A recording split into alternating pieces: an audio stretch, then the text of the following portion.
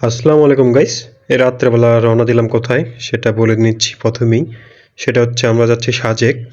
তো সাজেকে যাওয়ার পথে দেখতেই পাচ্ছেন রাত্রেবেলা রওনা দিয়েছিলাম 12:30টার দিকে। তো এখন প্রায় ভোর হয়ে গেছে, ভোর সকাল। ভোরের সূর্যোদয়টা দেখুন, জাস্ট ওয়াও! এখানে একটু দাঁড়িয়েছিলাম সূর্যোদয় দেখার জন্য। তো সূর্যোদয় দেখার পর আবার রওনা দেই। কিছুক্ষণ পর সাজেকের রোডে আমরা এখন খাগড়াছড়ি আছি সাজেকে যাওয়ার পথে। তো সেখানে দেখুন জাস্ট পাহাড়গুলো কত সুন্দর লাগছে। তো এটা হচ্ছে চাঁদের গাড়ি।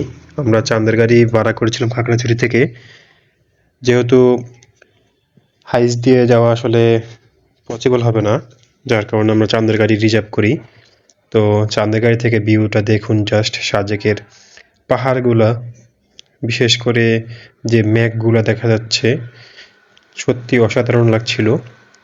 তো রাস্তা কিন্তু আঁকাবাঁকা এবং রিস্কি, খুব বেশি রিস্ক আছে অনেক।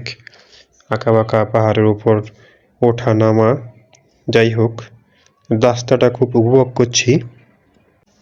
যে যাই বলুক না কেন, ঘোরার ওপরে আর কোনো ওষুধ নাই।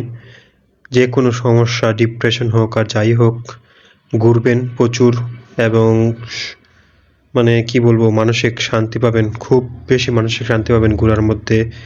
আসলে ঘোরার মধ্যে প্রকৃত সুখ। এত সুন্দর দৃশ্য সত্যি যদি বাসায় বসে থাকি বা ঘরে বসে থাকি দেখতে পারতাম না। কত সুন্দর পাহাড়, কত সুন্দর আসমান, কত সুন্দর যে হতে পারে, কত সুন্দর আল্লাহর যে সৃষ্টি, তা আসলে ঘোরার মাধ্যমেই আমরা বুঝতে পারবো।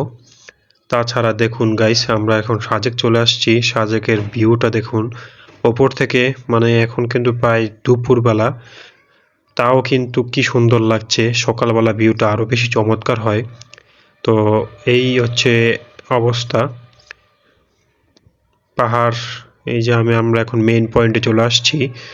জাস্ট দেখুন গাইস, পাহাড়গুলা মানে সর্বোচ্চ উপরে আছি আমরা। এখান থেকে সকল পাহাড়গুলো দেখা যাচ্ছে নিচের। সত্যি অসাধারণ।